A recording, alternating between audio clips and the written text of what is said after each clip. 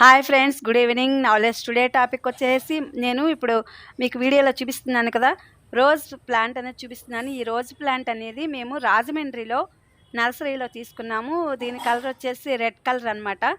అసలు చాలా బాగా పూస్తుంది. ఇది అసలు నేను పెట్టిందే కుండీలో పెట్టాను.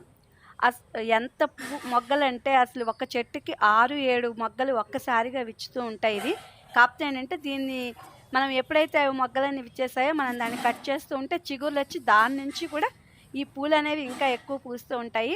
మీకు చూపిస్తున్నాను చూడండి వీడియోలో. ఇది అసలు చాలా బాగుంటుంది. ఈ కలర్ కూడా చాలా అందంగా ఉంటుంది. హైబ్రిడ్ గులాబీ అనమాట ఇది. ఇది మేము రాజమండ్రిలో తీసుకున్నాము. తీసుకుని కూడా ఒక 1 ఇయర్ 1.5 ఇయర్ అయింది. అసలు పూలు పూస్తూనే ఉంది. కాకపోతే నేను కట్ చేస్తూ ఉంటాను ఈ ప్లాంట్కి. అది కట్ చేసినప్పుడల్లా మళ్ళీ చిగురుతో వచ్చి మొగ్గలు వచ్చేసి అవి పూస్తూ ఉంటాయి. మీరు చూడండి ఫ్రెండ్స్, ఆ వీడియోలో మీకు కనిపిస్తూనే ఉంటుంది. చాలా అందంగా ఉంటుంది, చాలా పెద్దగా ఉంటుంది గులాబీ అనేది.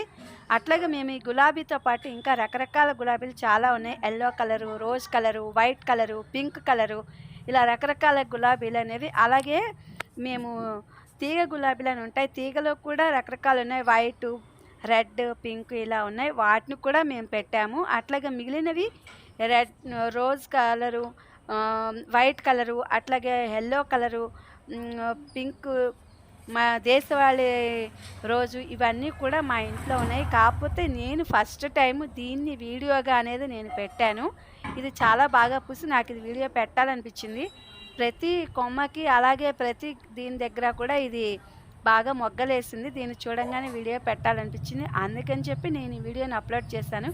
మేము ఏ మొక్కలు కన్నా కానీ దాదాపుగా రాజమండ్రి అటు సైడ్ టూర్ వెళ్ళినప్పుడు అక్కడ నర్సరీలు బాగా ఎక్కువగా ఉంటాయి. అలాగే పక్కనే కడియం ఉంటుంది కాబట్టి ఆ కడియం చుట్టుపక్కల ఉండేటువంటి వాటిని కూడా మేము ఇచ్చేస్తున్నాం. Please like